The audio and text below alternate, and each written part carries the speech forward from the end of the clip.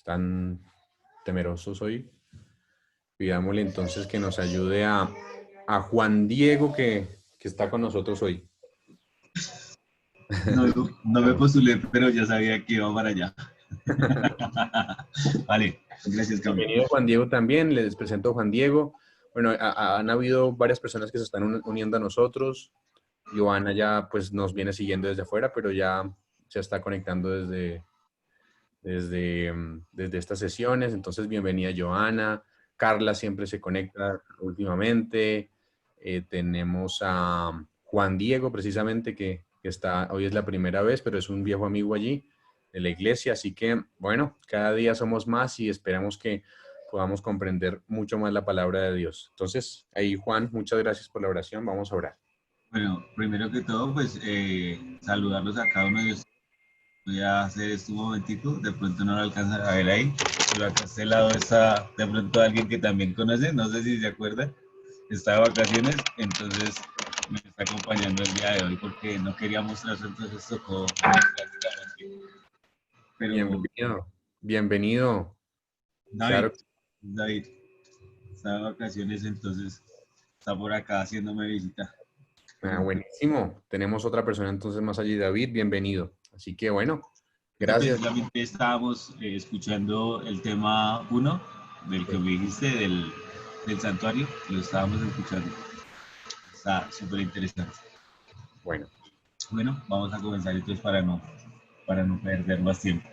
Entonces los invito a que llenemos nuestras cabecitas, cerremos nuestros ojos y vamos a ver.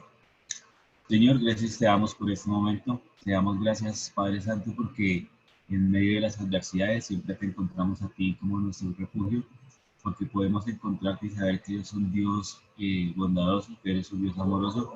Y personalmente quiero darte las gracias porque he podido sentir que en medio de esta situación, Señor, hemos podido acercarnos más a ti de una u otra manera.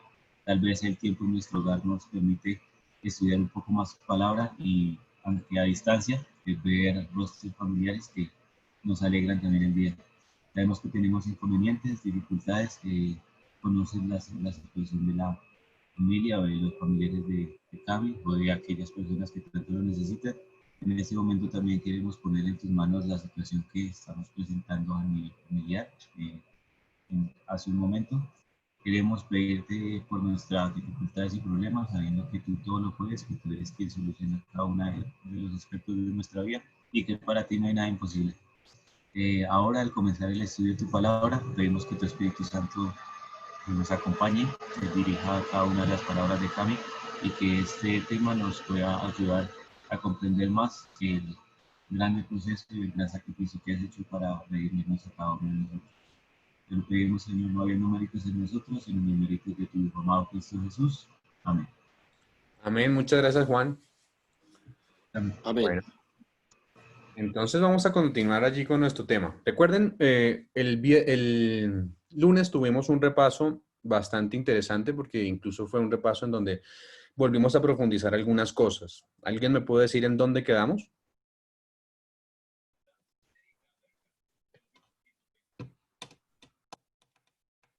En la resurrección de los testigos. Exacto, entonces recuerden lo que había pasado. En la historia del pueblo de Israel, en la historia de la agricultura judía, tenemos que se sembraba la semilla en el otoño. La semilla de la iglesia cristiana, ¿quién es? Jesús. Jesús, ¿cierto? Jesús y sus 12 apóstoles que iniciaron allí el camino de la cristiandad. Así que tenemos la semilla sembrada en el otoño, que es Jesús específicamente. Después tenemos que se celebraba la fiesta de las luces en el invierno. Primero que todo, ¿cuál es el invierno de Israel, del pueblo cristiano, perdón? La reforma. Reforma. El oscurantismo. El oscurantismo, exacto. Los 1260 días, incluso con periodo de tiempo específico, es el periodo de tiempo en el cual se vive el invierno para la iglesia cristiana. En medio de ese invierno se levantaba la fiesta de las luces, ¿cierto? Que cuando se celebró la fiesta de las luces, eh, específicamente en la iglesia cristiana.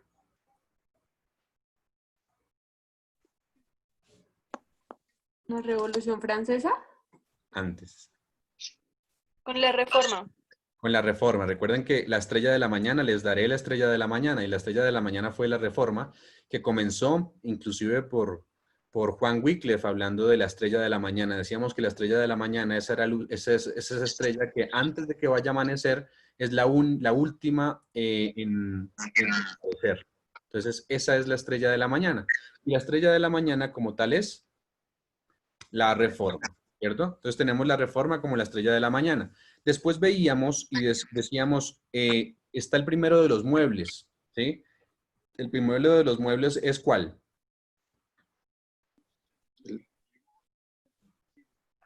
El altar de sacrificio. El altar del sacrificio. Y en el altar del sacrificio, entonces, ¿cuándo fue el altar del sacrificio para la iglesia cristiana? La muerte de Jesús.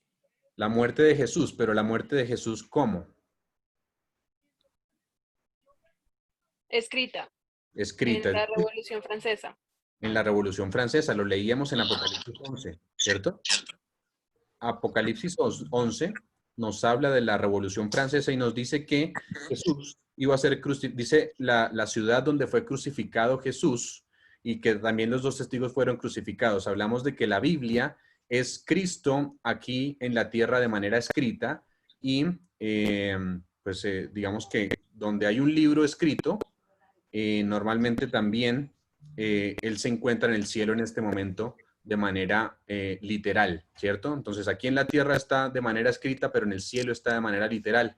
Y fue crucificada su palabra, que es Cristo aquí en la tierra, porque allí en la Revolución Francesa durante 3 años y medio se quemaron las Biblias y no se permitía que se volvieran a leer las Biblias porque había causado mucho daño al mundo, decían ellos los de la Revolución Francesa.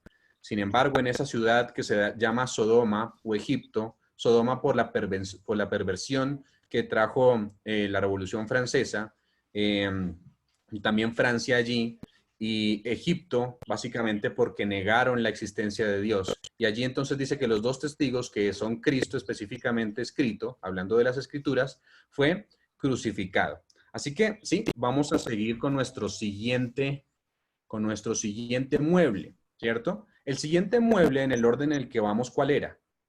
Lavacro. Lavacro. El lavacro, ¿cierto?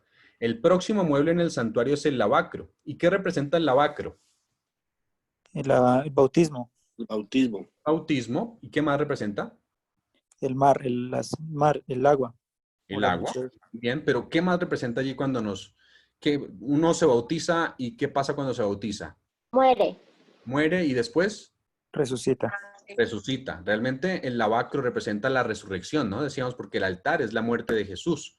El altar representa allí la muerte, incluso hablando de los panes sin levadura, cuando Jesús se entregó por nosotros y murió, también representa allí el lavacro. Pero ya en la resurrección, en el altar, en el lavacro específicamente allí, es cuando pasa la resurrección. Así que tenemos que hablar de la resurrección. Habíamos quedado en que los dos testigos, la palabra escrita, Jesús mismo escrito, había muerto, ¿cierto? Había muerto simbólicamente en Francia cuando mataron la palabra de Dios. Ahora vamos a ver el siguiente mueble para la iglesia cristiana, que es el lavacro. Volvemos a Apocalipsis 11, ¿sí?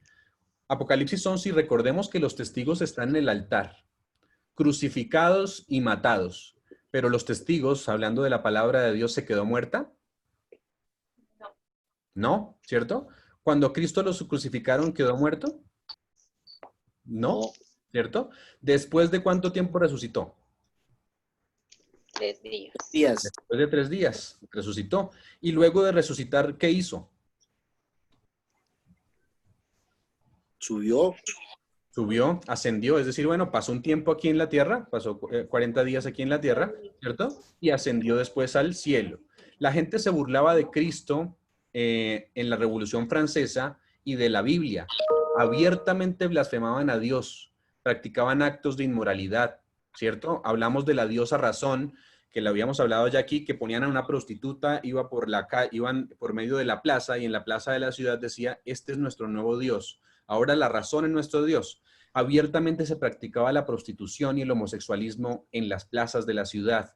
Entonces muere en el altar Cristo a través de su palabra. Pero miren, hablando de la resurrección, lo que pasa. Vamos al versículo 11 del capítulo 11. ¿Qué dice allí el versículo 11 del capítulo 11 de Apocalipsis?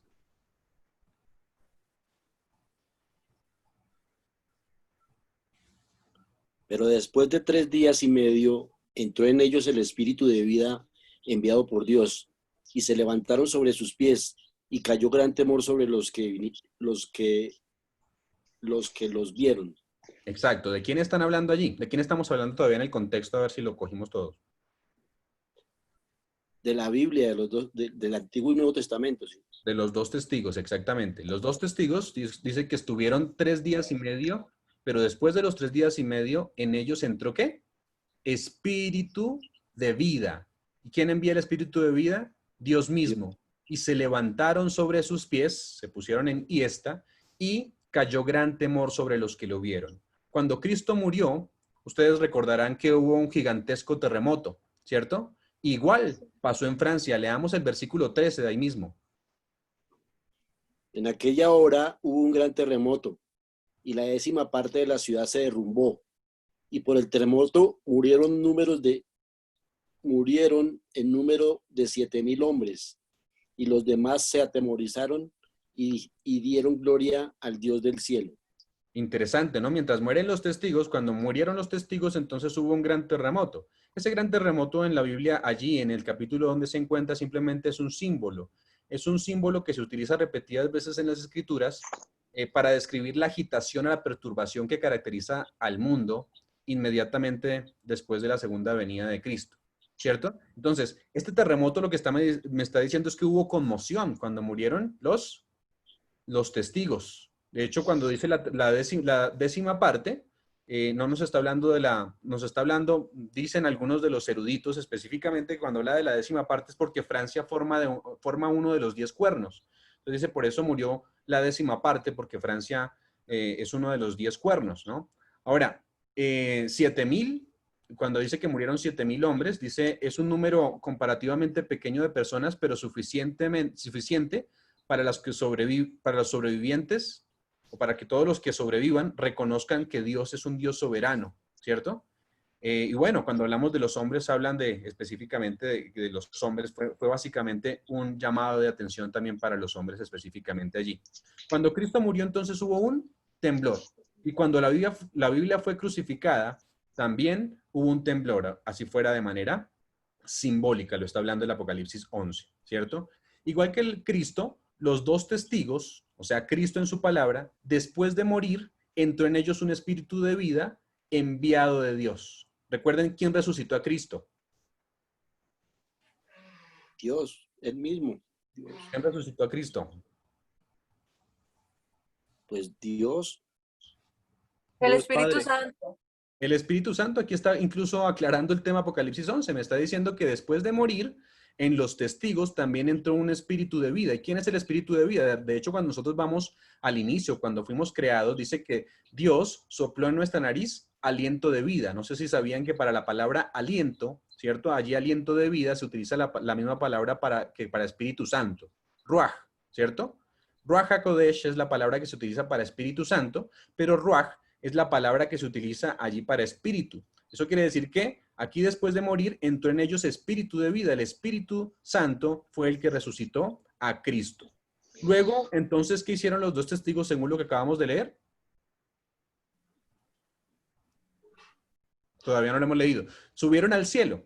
¿Qué hizo Cristo después de que resucitó? Subió al cielo, sí. Subió al cielo. ¿Y qué hizo a dónde entró cuando resucitó Cristo? Al lugar santo. Al lugar santo. Si ven que vamos en el orden incluso detalladamente, vamos al versículo 12 y vamos a darnos cuenta que los testigos también resucitaron de la misma manera. Mire, ¿qué dice el versículo 12? Y oyeron una gran voz del cielo que les decía, subid acá. Y subieron al cielo en una nube, y sus enemigos los vieron. Ah, interesante. Jesús, ¿cómo subió al cielo? En una nube. En una nube, ¿cierto? Seguimos entonces el orden exacto y perfecto del santuario. Esta, básicamente, ahora sí llegamos a la mitad de nuestro tema hasta ahí, ¿cierto? En la mitad de nuestro tema estamos diciendo que los testigos, o sea, Cristo mismo, a través de su palabra escrita, subió al cielo también en una nube, ¿cierto? Subió al cielo en una nube. Ahora, desde arriba ya iba a poder hacer mucho más, ¿no? Los testigos iban a poder hacer mucho más, porque recuerden que cuando Jesús subió, ¿qué fue lo que pasó? ¿Quién se quedó aquí en la tierra? El Espíritu Santo.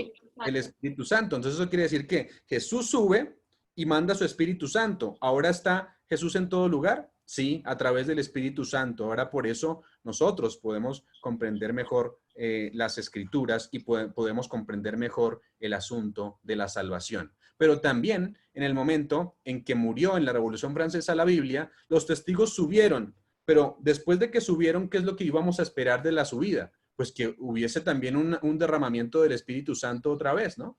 Eso es lo que debió haber pasado. Mire, poco después de que Israel salió de Egipto, antes de ir a ese punto específico que acabo de nombrar, un poquito después de que Israel salió de Egipto, ¿cuál fue el lugar primero que llegaron? ¿Saben? ¿Alguno sabe dónde fue el primer lugar que llegaron allí? Amara, de la Guara Amarga. Ah, eso ya lo había dicho Helen también en la vez pasada, ¿cierto? Amara, llegaron a Amara. Amara significa ¿qué? Amargo, ¿cierto? Y cuando de repente narra Éxodo 15, del 22 al 25, que vieron agua, habían estado 3 días sin agua, entonces de repente ven agua y están todos emocionados, pero entonces cuando ven el agua, con ese deseo que la habían visto, llegan y el agua, ¿cómo era? Amarga, ¿cierto? Era amarga. Así que, qué chasco, ¿no? Qué chasco el que vive la iglesia de Israel, ¿sí? O el pueblo de Israel específicamente. Pero después de 1798, el pueblo de Dios sufrió una experiencia que iba a ser dulce, pero también amarga. Sí. Sí, estamos hablando de la iglesia cristiana. Apocalipsis 10 lo relata, nosotros ya lo hemos leído, lo hemos estudiado profundamente. Sufrieron un gran chasco, un chasco terrible allí, porque se dieron cuenta inicialmente que predicar la verdad y que la venida de Cristo era algo que era dulce al paladar, pero cuando llegara al vientre, ¿es que iba a ser? Amargo. Y cuando llegó al vientre efectivamente fue amargo porque esperaban venir a Jesús y Jesús no vino. Apocalipsis 10, como dije entonces, lo relata. Israel salió de Egipto, les hago la pregunta, después de que salió de Egipto, ¿Israel salió dirigido por la columna de fuego?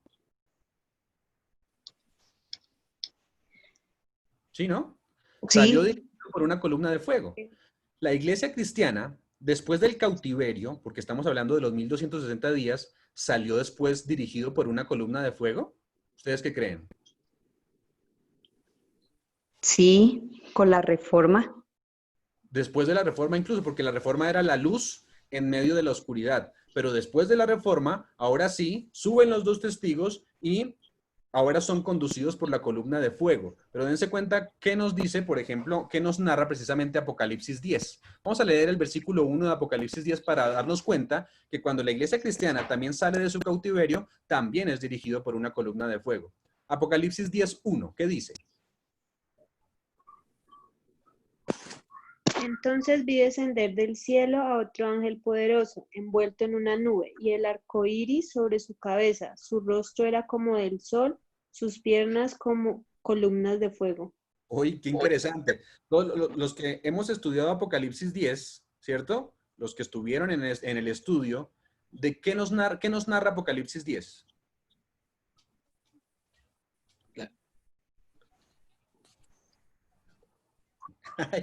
No me digan que estuvimos como 20 sesiones habiendo Apocalipsis 10 y no sabemos. Apocalipsis. No les creo, ¿de verdad? Pues el título que tiene es el ángel con el librito y se trata sobre el gran chasco, o sea, lo que hablas es sobre el gran chasco que tuvimos, ¿no? Bueno, está bien que Juan pues nos lo responda de esa manera porque Juan no estuvo con nosotros en ese estudio, pero lo que dice Juan es correcto, es verdadero, pero es más profundo. ¿Qué nos narra Apocalipsis 10? Digamos, más detalladamente. La conducción de Dios en el desierto, o sea, la protección de él. No, Con yo las no, columnas No puedo de avanzar noche. que alguno al menos responda, o es que todos están dormidos. El Apocalipsis 10 es la razón de ser de nosotros como iglesia, o sea, es el capítulo que contiene la iglesia profética. Exacto. Nos narra cómo surge el pueblo de Dios después de un periodo precisamente de esclavitud. Y nos narra que cómo se iba a abrir el librito que estaba, ¿qué? Sellado. Que estaba sellado. El Ujú. librito que estaba sellado, que ¿a quién corresponde el librito? Vuelvo a hacer la pregunta porque creo que como que se nos está olvidando. ¿Qué es el librito? La parte de Daniel referente al juicio y de los eventos finales. Exacto, la parte de Daniel referente al juicio y a los eventos finales. ¿Y qué pasa en Apocalipsis 10? Pues que como se abre, entonces ahora los eventos finales y el juicio es revelado ¿a quién? A nosotros que nos han alcanzado los siglos, dice allí. A nosotros que vivimos en el tiempo del fin. Comienza el tiempo del fin y con el tiempo del fin un fuerte clamor que se tiene que dar. Allí inicialmente se comenzó a dar. En 1798 se inicia, los que saben allí de las iglesias, ¿en qué iglesia abarca el periodo de 1798 hacia arriba? La Odisea. No. Filadelfia. Filadelfia. Y en la iglesia de Filadelfia, ¿qué es lo que vemos? Un despertar, ¿qué? Religioso. Después de que muere la Biblia, ¿cierto? Después de que es allí en la Revolución Francesa quemada y es crucificada, ahora la Biblia se levanta al finalizar. Recuerden que era antes de finalizar el tiempo, antes de 1798, la Biblia iba a quedar así, pero cuando se levanta ahora va al cielo, ¿cierto? Y como resultado de que vaya al cielo, otra vez desciende el Espíritu Santo. Y desciende el Espíritu Santo para revelar lo que está escrito en ¿dónde? En Daniel, específicamente en Daniel desde el capítulo 8 hasta el 12. Eso es lo que nos revela. Y la verdad del juicio, cómo se acerca el fin de todo y cómo nosotros debemos escoger el bando ganador, que es el bando de nuestro Señor. Pero eso es lo que narra Apocalipsis 10. Y precisamente lo que acabamos de leer es que vi descender a otro ángel fuerte. ¿Quién era ese ángel fuerte? Jesús. Jesús, el mismo Jesús, el primer, recuerdan que también es el primer ángel de Apocalipsis, el mensaje de los tres ángeles, ahí está el primer ángel. Ese es el primer ángel, Jesús mismo es el primer ángel, ese ángel fuerte que desciende específicamente. Dice que estaba envuelto en una nube, otra vez, dense cuenta, subió la Biblia en una nube, pero otra vez baja en una nube, ¿cierto? Con el arco iris sobre su cabeza, el pacto, recordándonos el pacto, y su rostro como el sol, nuestro sol de justicia que brilla. Y dice, y sus pies, lo más importante, como columnas de fuego. Lo que nos está diciendo el Señor aquí es que nos va a conducir como conducía al pueblo de Israel con una columna de fuego, al pueblo que está siendo incorporado. Qué mensaje tan bonito, pero no se nos puede olvidar. Hemos pasado varias sesiones aquí, no puede ser, ese mensaje no puede ser echado por tierra, porque es nuestra identidad. Necesitamos vivirlo primeramente, que es lo que nos está mandando aquí. Este ángel entonces es Cristo que nos sostiene como columna de fuego, pero no sostiene a cada uno, pero sostiene también a nuestro pueblo. Los mileritas inicialmente, pero al pueblo adventista. Lo estudiamos. El remanente entonces es dirigido por aquel que tiene piernas como columnas de fuego. Qué bonito, ¿no? Israel en antaño dirigido por columnas de fuego, pero su pueblo, el pueblo adventista, dirigido por columnas de fuego. ¿Qué representan las columnas de fuego? O, ¿cuál es el propósito de la columna de fuego? ¿Cuál era el propósito de la columna de fuego en el antiguo Israel? Dar luz y Alumbrar en la calor. oscuridad. Alumbrar el camino. Muy bien, ¿cierto? Y volvemos a recordar nuestro texto tan usado normalmente, y es Salmo 105. Vamos a leer, alguien que lo lea antes. Salmo 105, del 43 al 45. Nos dice que Dios sacó a su pueblo de Israel para establecerlos en Canaán, pero con un propósito especial. ¿Qué tenía que hacer antes de que ellos entraran a Canaán? Esto nos lo narra el Salmo 105, del 43 al 45. ¿Qué tenía que hacer el pueblo antes de entrar a Canaán? Alguien que lea Salmo 105, 43 al 45.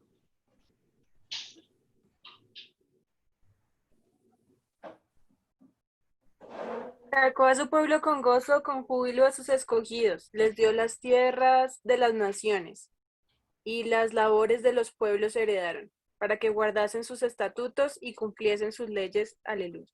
Amén. ¿Para qué? ¿Qué es lo que tiene que hacer el pueblo antes de entrar a allí donde los llevaba a la Canaán? Sí. Cumplir las leyes. Guardar sus Guardarse. estatutos y cumplir sus leyes. Dense cuenta que esto no solo, lo hemos dicho varias veces, no está narrando solamente la historia de la iglesia, el éxodo de la iglesia del pueblo de Israel, el éxodo de la iglesia cristiana, sino también está narrando nuestra vida. Dense cuenta que todos los pasos también tenemos que nosotros haberlos vivido. ¿Pasar por el altar tenemos que hacerlo? Sí, la justificación. Allí en el altar se dio, ¿cierto? Pero primero antes se siembra la semilla en nuestra vida. Sí, Cristo siembra la semilla en nuestra vida. A veces pasan momentos difíciles, ¿cierto? Que es ese periodo de oscurantismo. Pero la semilla sigue allí en el corazón hasta que la semilla comienza a ver luz, cuando el Espíritu Santo comienza a hablar a través de su palabra, ¿cierto? Pero después de que comienza a ver luz, ¿qué sigue pasando? Nos bautizamos. Una vez que nos bautizamos, entonces el Espíritu Santo entra en nosotros y somos regenerados. Por eso se llama el altar de la regeneración. Morimos al pecado para salir a una nueva vida. Qué bonito el mensaje que nos está diciendo aquí. Pero nos está diciendo ahora que somos conducidos luego, después de que pasamos por la regeneración, por la fuente de la regeneración. Ahora, después de eso, entonces somos conducidos por el mismo Dios a través de su Espíritu Santo, pero somos conducidos en una columna de fuego. Pero antes de que nosotros entremos a la Canaán celestial, Dios tiene que hacer algo interesante en nuestras vidas, que es poner su ley en nuestros corazones. ¿Se acuerdan que lo habíamos hablado detalladamente? Tiene que poner su ley en sus corazones. Por eso dice Salmo 105, versículo 45, dice: para que guardasen sus estatutos y cumpliesen sus leyes. Y dense cuenta que finaliza diciendo, aleluya. Muchos dicen hoy en día, aleluya. Ustedes van a encontrar iglesias enteras diciendo, aleluya, ¿no?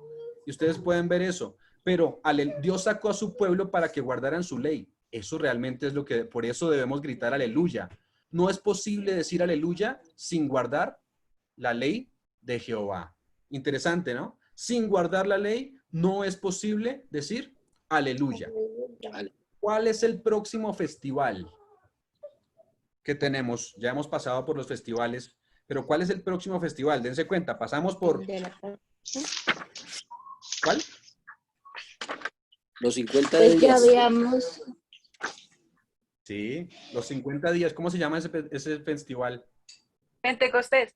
El Pentecostés, igual también se le llama el de las semanas, no sé si sabían. El de las semanas.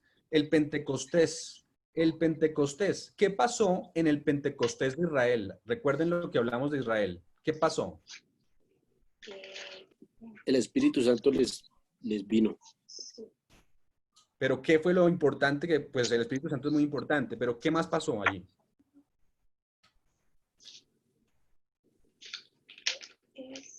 $50 días después de que salieron, ¿qué pasó? Llegaron muchas personas, muchos conocieron. Llegaron al Sinaí. Llegaron al Sinaí, muy bien. Llegaron al Sinaí. ¿Y qué pasó en el Sinaí? Ahí fue donde hicieron el pacto con Dios, que Dios les habló. Exacto. Les dio su ley, hicieron el pacto con Dios. Eso quiere decir que Israel fue oficialmente incorporado como el pueblo de Dios. ¿Sí? Lo leímos en Éxodo 19, 5 y 6. Este es mi pueblo y yo soy su Dios, después de que leyó el pacto. Ahí Israel fue incorporado oficialmente como el pueblo de Dios. ¿Era antes el pueblo de Dios? Sí, pero ahora es incorporado. Claro, ahora es incorporado oficialmente como el pueblo de Dios. ¿Y qué hace que lo incorpore? A través de la ley, que es el pacto que pone en nosotros. Recuerden que él quería inicialmente, ¿qué? Poner su ley ¿en dónde? En nuestros corazones. Que el pueblo lo haya aceptado como que la ley estuvo lejos, eso es otra cosa.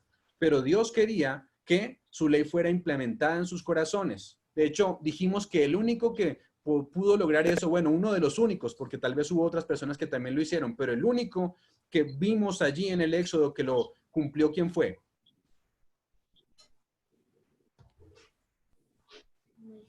Moisés, lo dice Isabela. Moisés, ¿cierto? Moisés fue el único que lo cumplió. ¿Por qué? Porque decíamos que cuando subió allí al monte y cuando bajaba, ¿cómo estaba su rostro? Iluminado con la luz de Dios. Resplandeciente, iluminaba. ¿Qué significa que estuviera iluminado y resplandeciente? Se ha encontrado con Dios. Impregnado de la presencia de Dios. Claro, estaba impregnado por la presencia de Dios, su ley. Recuerden dónde está su carácter. El carácter de Dios es su gloria. La gloria de Dios es su carácter y su carácter es su ley. Eso quiso decir que se conectó directamente con el Señor y su ley fue puesta en su corazón y como resultado entonces le brilló el rostro. Interesantísimo, ¿cierto? Ahora, entonces el pueblo de Dios es que incorporado en el Sinaí, allí en el Éxodo, en el Antiguo Testamento, es incorporado como pueblo oficial. Cuando el pueblo de Dios salió del cautiverio en Egipto, ¿cierto? Eso pasó. Y ahora cuando sale del cautiverio de los 1260 días, hablando de la iglesia cristiana, ¿a dónde los llevó Jehová? ¿Cómo se llama el pueblo que formó Dios después de los 1260 días? Remanente. ¿Cómo se llama? Con nombre. El pueblo adventista al séptimo día. Sí, porque nos da miedo, a veces nos da miedo decirlo, pero el pueblo que formó Dios fue el pueblo adventista. Inicialmente los mileritas estudiaron, pero el pueblo que se formó fue el pueblo adventista. Llegaron primero a Mara y en Mara se quedaron algunos. Eso pasó en la iglesia cristiana, ¿no? En Mara se quedaron algunos porque allí fue donde se revisó realmente el que amaba a Dios y el que no. Solamente los que permanecieron fueron los que formaron ahora hacia el pueblo adventista, ¿cierto? Poco después del cautiverio, entonces Dios escoge un pueblo y ahora lo incorpora como su pueblo, la iglesia adventista. ¿En qué fecha se fundó la iglesia adventista? No estoy hablando de como oficialmente, sino realmente cuándo fue fundada la iglesia adventista, hablando de la primera, sí, ¿cuándo se funda la iglesia adventista? 1860. Eso es oficialmente. Pero eso es oficialmente, pero realmente ¿cuándo se supo quién era el Después del chasco. Claro, ¿cierto? Al otro día. 1840. Exacto, entonces ¿cuándo se funda el pueblo? 1844. En ese gran chasco que separó el trigo de la cizaña, muchos se quedaron en el lugar santo. De hecho, Elena de White tiene una visión detallada para eso. Unos se quedaron en el lugar santo, pero otros sí pudieron pasar al lugar santísimo. Solo los que permanecieron a pesar del chasco fueron los que siguieron y los que perseveraron y a los que se le puede llamar Iglesia Adventista del Séptimo Día. Oficialmente sí, ustedes lo han dicho, 1863 es cuando se funda de manera oficial, pero realmente o literalmente allí, 1844 es el año de la fundación. ¿Ustedes recuerdan cuándo se fundó Israel? Cuando llegaron al Sinaí. ¿Ustedes creen que ¿Como Israel nación? cuando llegó? Ah. ¿Perdón? No, quería hacer una anotación, Camilo, que Dale. incluso la iglesia adventista sale como resultado de un zarandeo. Excelente. Y eso quiere decir que incluso se va a repetir. No que vaya a salir otra iglesia de nuestra iglesia, pero sí se va a repetir el zarandeo, porque todos los que hoy parecen servir a Dios cuando no hay problemas, no son todos los que vivirán en el cielo, ¿no? Solamente cuando llegan los momentos difíciles a nuestra vida es cuando nosotros experimentamos realmente el amor a nuestro Dios. Por eso en cada uno de nosotros tiene que llegar el momento difícil, ¿cierto? Pero esos momentos difíciles son pasados mejor cuando estamos con Dios. Cuando llegue el momento difícil seremos probados y aquí lo que nos está diciendo de manera general ya en el tiempo del fin, también tendrá que haber un zarandeo, ¿cierto? Y lo que ahora dice Elena de White parece oro, se convertirá en vil metal, dice ella, ¿cierto? Así que Israel se fundó. Entonces la iglesia se fundó en el 23 de octubre de 1844. Claro, ahí comenzaron, ahí comenzamos a llamar a los de la iglesia, ¿no?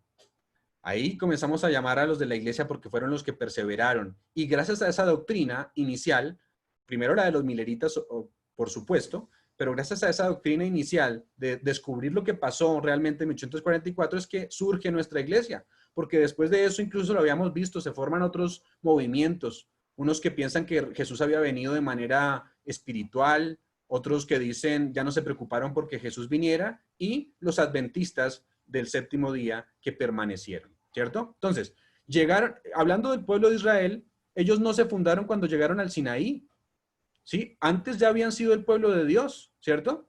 Mientras eran esclavos en Egipto, pregunta, ¿eran el pueblo de Dios? Sí, claro. ¿Sí? ¿Cierto? Cuando los patriarcas tenían la verdad plena de Dios, ¿eran el pueblo de Dios? También, sí. ¿Hasta dónde llega el origen de Israel?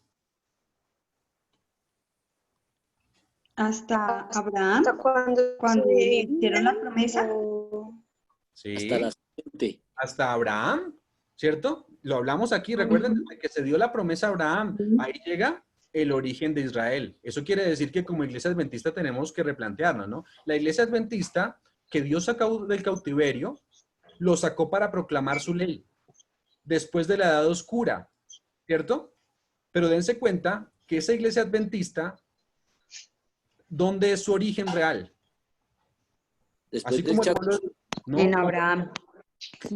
podríamos decir en Abraham, ¿cierto? Claro que sí, pero podríamos decir específicamente de la iglesia cristiana en los discípulos. Allí estuvo su origen, Cristo mismo, ¿cierto? Su origen es apostólico, es lo que quiero que notemos más bien, ¿cierto? Que el origen de nuestra iglesia no es simplemente desde 1844 y ya.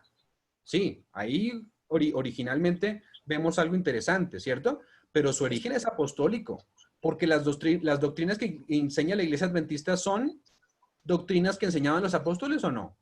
Sí, claro. Sí, una iglesia no es apostólica por pretender ser apostólica, por decir, es que yo soy apostólico y romano, ¿no?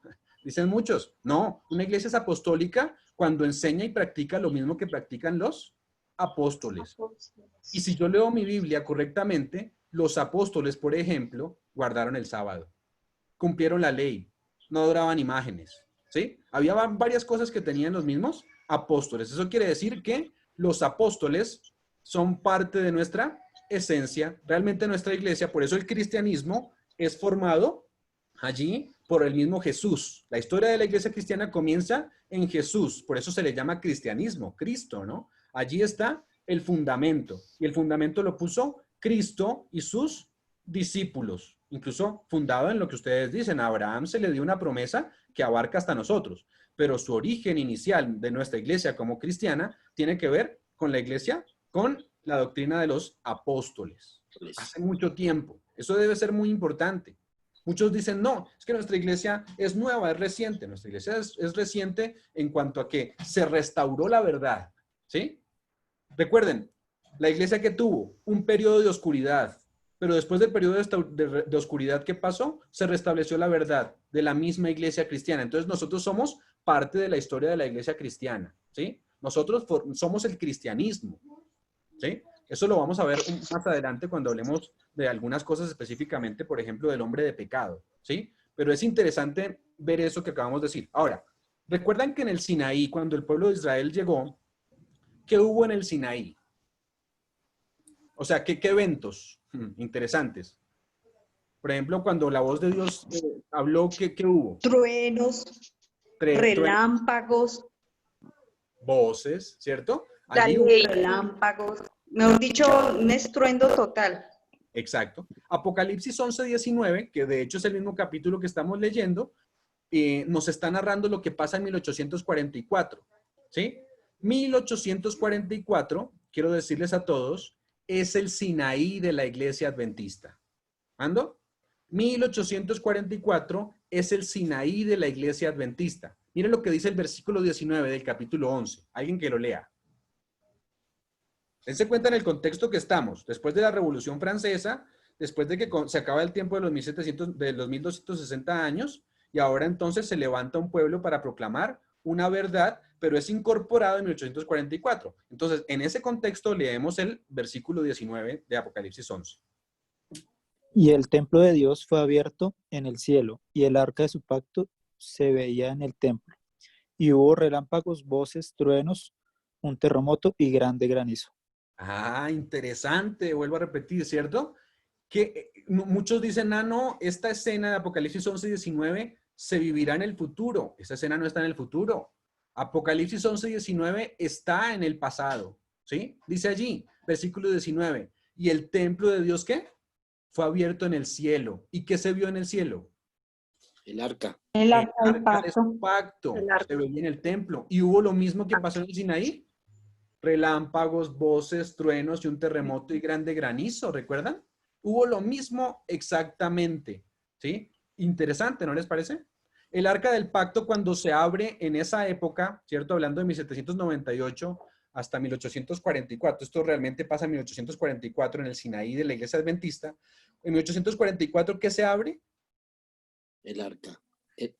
El lugar santísimo. ¿Y en el lugar santísimo qué se ve? El arca. El arca del pacto. ¿Y dentro del arca qué había? Los mandamientos.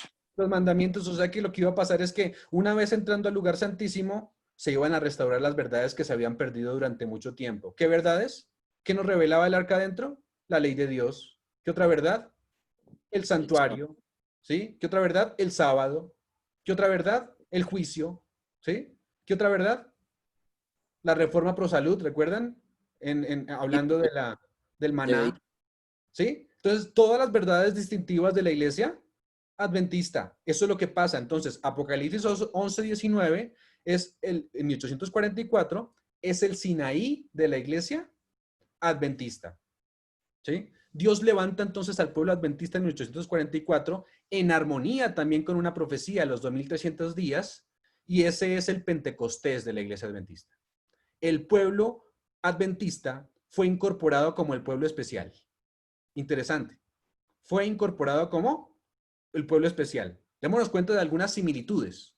¿Quién era el líder terrenal del pueblo de Israel? Moisés. Moisés, ¿cierto? Moisés era el líder terrenal del pueblo de Israel. ¿Moisés era profeta de Dios? Sí. ¿Lo levantó para conducir el pueblo a Canaán? También. Sí. ¿Dejó testimonios escritos? También. ¿Dijo que no sabía hablar cuando fue escogido? Sí. ¿El pueblo lo criticaba? Sí. ¿Cierto? Puso Ahora, excusa. pregunta para nosotros. ¿Levantó Dios en 1844 a un mensajero? Sí. ¿Quién? Juan Wycliffe, No. Elena de White, no. Elena de White, ¿cierto? Les hago las preguntas. Elena de White fue A criticada, Elena. Sí. ¿cierto que Sí. sí? Aún Sí. todavía lo es, todavía ustedes escuchan personas adventistas que todavía la critican. Y en el mundo que lee internet, todavía mucho más, ¿sí? Ahora, ¿dejó testimonios escritos para conducir a su pueblo Dios a través de Elena de White a Canaán? Claro. Sí. ¿Dijo Elena de White que no sabía hablar? Sí. Sí. Sí. ¿Era Elena de White, fue profeta de Dios? Sí. Sí. Sí, ¿cierto? Al igual que en el Sinaí, entonces si se dan cuenta, ya la primera similitud. Ahora, al igual que en el Sinaí, recibió de Dios información, el pueblo adventista recibió información en torno al santuario. En el Sinaí pasó eso. Ellos, después de eso, ustedes van a leer, cuando leen Éxodo, después de que se da la ley, van a darse cuenta que se le da también otras cosas para que escriba Moisés, que es lo que está escrito en todo Éxodo, y después Levítico, ¿cierto? ¿Qué se le da? La verdad del santuario. Van a hacerme un santuario y les voy a decir cómo se hace, ¿cierto? Eso se revela después del Sinaí. Después del Sinaí también se revela la ley. Sí, se reveló la ley. ¿Se revela el sábado? Sí, habían estado esclavos durante tanto tiempo. Ahora entonces el sábado es vuelto a recordar. ¿El diezmo? ¿El diezmo se vuelve a sacar? Sí, otra vez. La organización de Israel como sistema también se le da a Moisés. Se le Hasta dio leyes. las hasta leyes de leyes la salud, ¿cierto? El maná se le dio a él, claro. Que no se debía usar joyas o prendas ostentosas. ¿Eso se lo dijo a Moisés? Sí, le dijo, quítense todos sus prendas, porque vamos a hacer un santuario con eso. Ya no vamos a seguir con lo mismo que estábamos en Egipto. Entonces se le da normas acerca de cómo vestirse, cómo conducirse, cómo es nuestra educación. Sí, eso pasó en el Sinaí del pueblo adventista también. ¿Dios dio las mismas instrucciones a Elena de White? Sí. ¿Habló Elena de White del diezmo? Sí. ¿Habló del sábado? Ujú. ¿Habló de la ley? Sí. ¿Habló de la organización de la iglesia? Sí. Claro. ¿Habló de las joyas y las Sí. normas cristianas? Sí. Sí. Entonces, clarísimo, ¿no? El Pentecostés de la iglesia adventista es 1844, en donde se revela el santuario, la ley, el sábado, ¿cierto? Lo mismo que reveló Dios en el monte Sinaí en antaño. Apocalipsis 11:19 dice que hubo truenos y un terremoto. Dios escogió al pueblo adventista y le encomendó su ley, le encomendó su sábado. Ahora, ¿qué viene después del Pentecostés y la terminación de la primavera? Recuerden que ahí se acababa la primavera, ¿sí? ¿Qué viene después del Pentecostés y la terminación de la primavera? No de las fiestas, sino la siguiente estación, ¿cuál es la que viene? Otoño. No, el Pentecostés es la primavera que viene después de la primavera. Otra vez el otoño. Ah, verano. Verano, ¿cierto? ¿Y cómo es el verano? Seco, Caliente. caliente, vuelve a ser otra vez infértil, ¿cierto? Hay mucho calor y ese calor hace que a veces se quemen incluso los cultivos, ¿cierto? ¿Dónde nosotros, les hago la pregunta, dónde nosotros como pueblo adventista deberíamos estar ahora? ¿En qué? Hago la pregunta más. ¿Era el Sí, plan sí. de Dios que nosotros estuviéramos todavía en esta tierra? No. ¿Recuerdan? No. Era el plan de Dios que Israel tuviera que pasar por el desierto. No. No. ¿No, cierto? Era el plan de Dios en el Sinaí llevarlos a la experiencia directa del lugar santísimo. ¿Recuerdan que lo hablamos? Ese era el plan de Dios. Inmediatamente terminara allí la experiencia del lugar santo en el Sinaí, de una vez Dios quería llevarlos al lugar santísimo, la experiencia del lugar santísimo. Recuerden, Tierra habíamos hablado de que hubo trompetas, ¿se acuerdan? Hubo expiación o separación. Los tabernáculos se iban a celebrar en la tierra de Canaán. Pero pasó algo interesante en el pueblo de Israel y también vamos a ver cómo pasa en el pueblo adventista. Llegaron a un lugar que se llamó, ¿alguien sabe? Ay, se me olvidó. Ese lugar. Cades. Sí. Ese. No, sí, Cades Barnea. Cades Barnea. Y Dios les dijo, recuerden, tomen la tierra. Les dijo, tomen la tierra. Recuerdan que mandaron a ¿cuántos espías? 12. 12. 12 espías, 12. ¿cierto? Y los 12 espías estuvieron allí en Canaán, ¿cuánto tiempo? 40 días. 40 días. Y cuando regresaron, ¿qué fue lo que pasó? Dieron mal Hubo testimonio. dos informes. Desanimaron al pueblo y por eso los castigaron.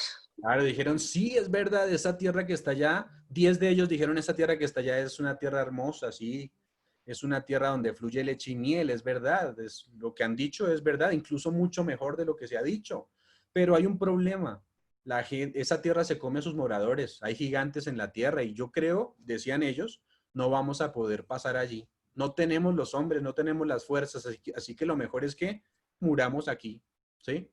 Eso básicamente, no entremos, dijeron. Pero se levantaron ¿cuántas personas? Dos. Dos. ¿Cuáles Dos. fueron? Josué y Caleb. Josué y Caleb se levantaron y dijeron, es verdad, la tierra es de gigantes, es verdad, sí, esta tierra pues se puede comer a sus moradores, pero ellos dijeron claramente, pero nosotros tenemos un Dios que es más fuerte que los gigantes. Y ese Dios es el que nos va a ayudar a vencer. Ese mensaje, así tan sencillo como lo ven, se llama el mensaje de la justificación por la fe. Porque es lo mismo que pasa en nuestra vida. Muchos dicen, el pecado es tan grande que no lo podemos vencer. ¿Pero Dios ha prometido vencerlo? Sí. Sí. ¿Nos ha dado las fuerzas? Sí. Eso fue lo que ellos dijeron. Nosotros no podemos solos, pero tenemos a un Dios que es más grande que el pecado, es más grande que los gigantes y vamos a poder vencerlo. La iglesia adventista llegó a su Cades Barnea, ¿en qué fecha? 1844. Oh, ya pasamos por ahí. 1888. 1888 es el Cades Barnea de la iglesia adventista. De hecho, hubo una conferencia, la famosa Conferencia General de 1888. Se levantaron también dos hombres. Nombres. ¿Alguien sabe los dos nombres?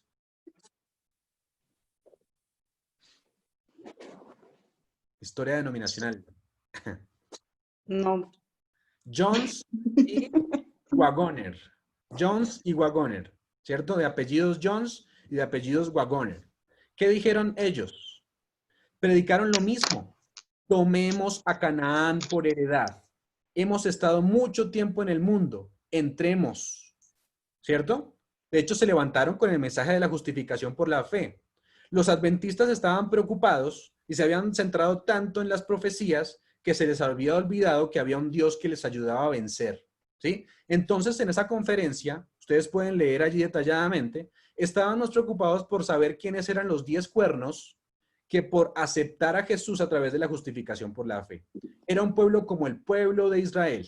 De hecho, la iglesia dijo, nosotros somos Filadelfia porque somos casi perfectos. Ustedes sabrán que la iglesia de Filadelfia no tiene ningún reproche, ¿sí?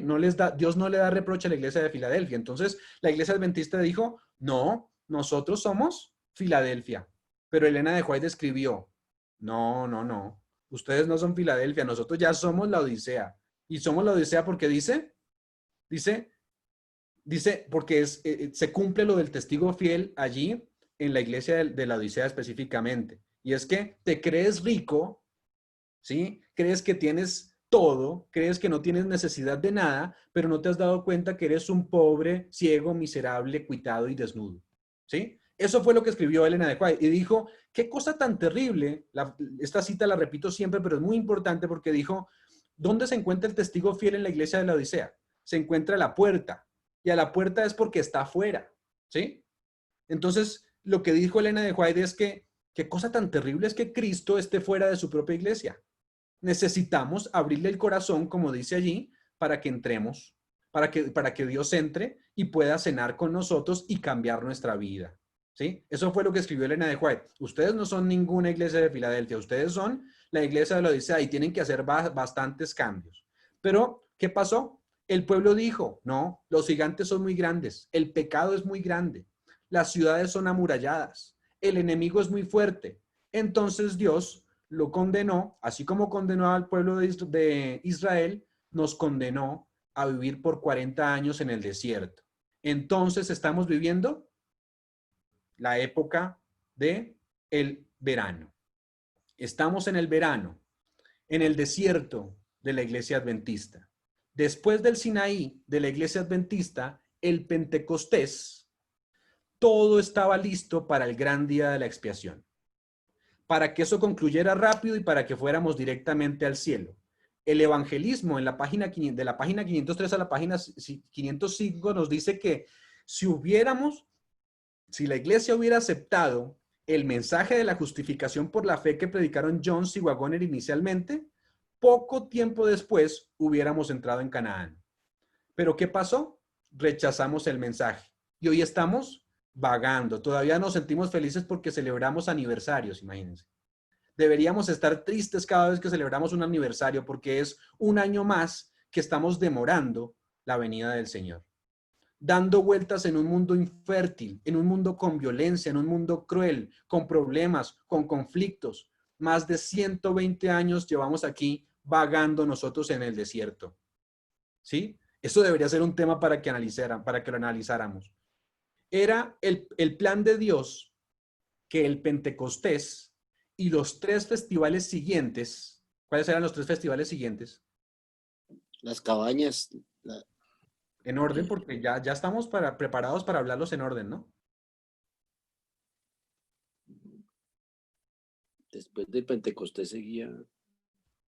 Las trompetas. Las trompetas, después.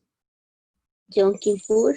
Yom Kippur y por último, las Tabernáculo. cabañas, ¿cierto? Entonces, era el plan de Dios que después del Pentecostés, los 3 festivales siguientes, las trompetas, el Yom Kippur y las cabañas, se realizaran en sucesión sin necesidad de un verano, ¿cierto? Ese era el propósito de Dios. Pero en vez, vuelvo a repetir, vagamos en el desierto y esas fiestas hoy todavía están por cumplirse. Pero en 1844 no comenzó el día de la expiación. Sí, eso no pasó en 1844. Ya vimos que fue el Pentecostés. Las trompetas no se tocaron con los mileritas. Ustedes me preguntan. Bueno, sí, un cumplimiento inicial. Pero ¿cómo así? ¿Eso todavía tiene que pasar? ¿Tiene que realizarse en el futuro? ¿Sí? Déjenme explicar. El juicio, bueno, ya hemos hablado que el juicio tiene 3 etapas en cuanto a lo que va a pasar dentro del juicio.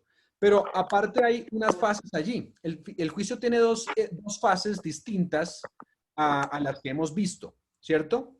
El juicio de los muertos comenzó ¿cuándo? 1844. Exacto. Pero cuando se cierre el tiempo de gracia, Cristo comenzará el juicio ¿de quién? De los vivos. De los vivos. Elena de White incluso muestra ese concepto en varias ideas, ¿cierto? Ella dice este concepto y dice, Cristo en su primera venida, dice Elena de White, purificó el templo 2 veces. Eso lo dice ella. En Juan 2, la primera vez, al principio de su ministerio. Y después volvió a purificar el templo en Mateo 22. Purificó el templo al final de su ministerio. De la misma manera, Cristo comienza a purificar su templo en 1844, pero nuevamente se va a volver a proclamar las trompetas. ¿Sí? ¿Se proclamaron las trompetas con el cumplimiento de Miller? ¿De los milleritas? Sí, comenzaron a sonar allí las trompetas, ¿cierto? ¿Pero se volverán a proclamar? Sí. ¿Y qué anunciarán las trompetas? Que está pronto a comenzar el juicio de los Vivos. Interesante, ¿no? 2 purificaciones.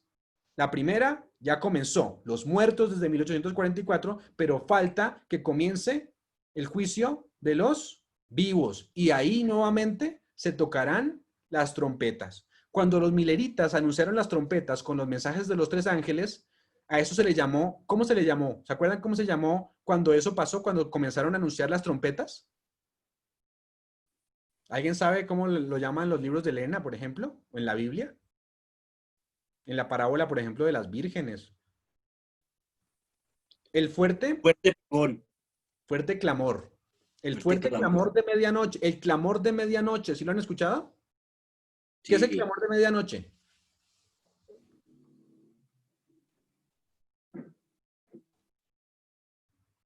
¿Alguien sabe qué es el clamor de la medianoche? Cuando viene Jesús, No, pero literalmente, digamos, ¿qué fue el clamor de medianoche? pues En la parábola. cuando venía el esposo y ellas ¿Alguien estaban, más? Alguien más se levantó, ¿cierto? Y dijo, viene el esposo, salid a recibirle. Ese se le llamó el fuerte clamor. ¿Qué se predicó antes de 1844? Viene el Que venía esposo y va a comenzar el juicio de los muertos. Salid a recibirle. En el verano de 1844 se proclama por primera vez el fuerte clamor, anunciando que el esposo viene y que necesitamos prepararnos para recibirle, diciendo que Jesús ahora vino al lugar santísimo. ¿Recuerdan que esto también lo hablamos? Que Jesús lo que pasó allí en el cielo, pasó del lugar santo al lugar santísimo, fue a la presencia de su Padre. Ahora pregunta para todos ustedes, ¿habrá otro clamor de la medianoche? Sí, claro. Claro que Claro. sí. ¿Cómo se llama ese clamor de la medianoche en la Biblia? La segunda venida. ¿En el Apocalipsis? No, pues si la segunda venida ya no, ¿para qué clamor? ¿Mensaje del tercer ángel? Mensaje de los 3 ángeles. El mensaje del cuarto, No. ¿cierto? El fuerte clamor del cuarto ángel. ¿Recuerdan cuál es el cuarto ángel? Claro, Apocalipsis 18. Que claro, tiene que ver con los primeros 3 mensajes. Pero el Apocalipsis 18 dice que proclama lo mismo que los 3 mensajes, solo que ahora dice que todavía es mucho más pronto la venida del Señor. Eso es lo que narra Apocalipsis 18. A eso se le llama el fuerte pregón también. Y el fuerte clamor para nosotros. ¿Sí? Ese va a ser el siguiente, la repetición del fuerte clamor. ¿Y qué es lo que está diciendo que va a pasar? Ese fuerte clamor. Se va a iniciar el juicio de los vivos. Muchedumbres, dice la palabra de Dios, escucharán el mensaje con poder y entrarán a la iglesia de Dios. O sea, a raíz de la predicación de los 3 ángeles, añadido al cuarto ángel, entonces muchedumbres escucharán con poder y entrarán a la iglesia de Dios. ¿Recuerden la lluvia tardía? Esa es la lluvia tardía. Se derrama la lluvia tardía y viene entonces el fuerte clamor. Es el mismo festival de trompetas anunciando que comenzará el juicio de los vivos. Está comenzando. Y que está diciendo que está comenzando y que está por concluir la fase final del juicio de los vivos. Interesante. Otra vez, ¿cierto? Estamos diciendo que se celebrarán otra vez las trompetas. Y cuando termine las trompetas, ¿qué vendrá? El Yom Kippur, El día de la expiación. ¿Y qué pasaba en el día de la expiación según lo que hemos visto hasta acá? ¿Qué pasa en el, el día de pue- la expiación? el santuario era purificado. Bueno, eso es interesante, pero ¿qué pasa con la qué pasa en la purificación del santuario? ¿Hay una qué? Hay una reforma en nuestra vida, ok. Hay una separación de los buenos y de los malos. Eso pasa en la expiación. Las uvas, ¿se acuerdan? Y la mies. El trigo de la cizaña, ¿sí? Y entonces concluirá el día de la expiación. Ahora, ¿qué fiesta nos hace falta? ¿Se celebrará la fiesta de los tabernáculos en dónde? Del cielo. En el Cielo. cielo. Dios tenderá su tabernáculo sobre nosotros. ¿Pasará el pueblo de Dios 1000 años en el cielo en una vivienda para siempre? No, No. no. No, por 1000 años. Temporal, ¿cierto? En una vivienda temporaria como pasaba en los tabernáculos.